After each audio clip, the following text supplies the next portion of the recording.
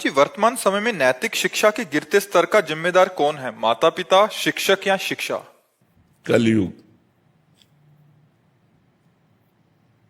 युग धर्म भी होता है ना, तो युग धर्म का प्रभाव है कि माता पिता अपनी मर्यादा से नहीं चल रहे तो बच्चे अपनी मर्यादा से नहीं चल रहे, समाज अपनी मर्यादा से नहीं चल रहा, तो सब मर्यादा विहीन होते चले जा रहे हैं।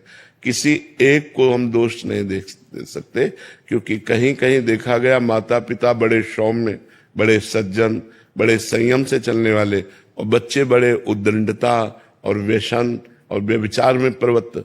कहीं देखा गया माता पिता शराब पीते हैं, बड़ी अवस्था में भी उद्दंडता करते हैं, और बच्चे बड़े सौम्य, शांत, भजन करने वाले। तो ये विपरीतताएं जो देखने को मिल रही हैं, ये युग धर्म के अनुसार है। कलयुग है तो इसमें बचत हो सकती है भगवान नाम जप के द्वारा। कलयुग समयुग आन नहीं, जो नर कर विश्वास, गाय राम गुण गण विमल, भौबिन तरह प्रयास। इसका महान गुण भी है कि जो 10-10 हजार वर्ष तपस्या करने पर भी वस्तु प्राप्ति दुर्लभ थी, वो कुछ दिनों में नाम जप करने से प्राप्त हो जाएगी। पर इसमें मलिनता का बड़ा प्रभाव है। कलयुग के जैसे स्थान है मदिरा पीना, उसके दिमाग में, उसके घर में कलयुग का तांडव होगा।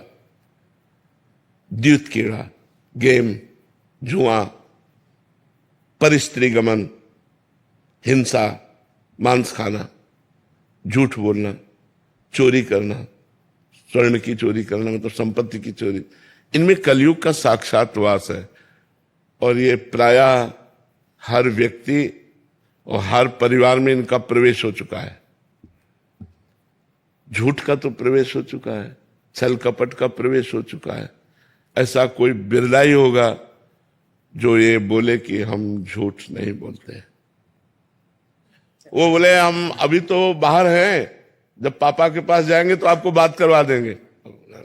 झूठ बोलना, ये मोबाइल पास है तो मुझे लगता है झूठ बोल, और जहां झूठ बोला वहां कलयुग का प्रभाव आ जाएगा।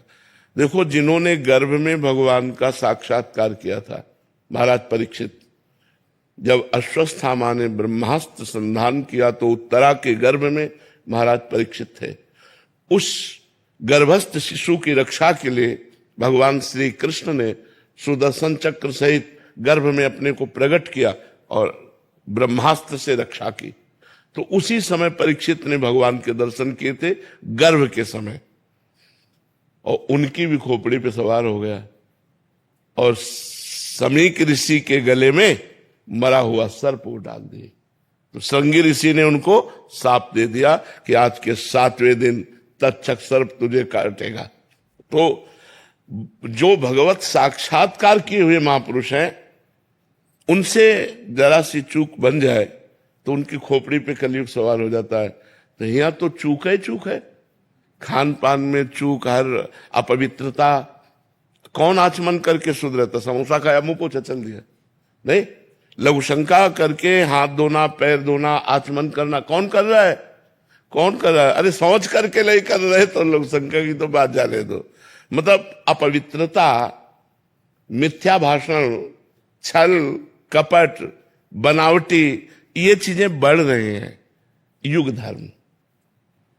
धर्म का प्रभाव है कि आज के 40 वर्ष पहले हमने कहीं बॉयफ्रेंड गर्लफ्रेंड नहीं सुना, ये लिव इन रिलेशन आदि ऐसे संबंध कहीं नहीं सुने गए।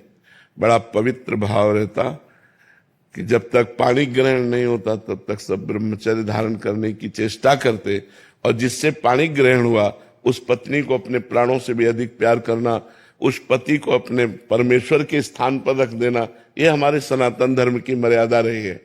ये हमारा जो भारत है वो ये पवित्र देश है जहां पत्नी को प्राण प्रिय अर्धांगिनी माना गया और पति को परमेश्वर के स्थान पर रख दिया गया, और माता पिता को तो साक्षात भगवान माना गया।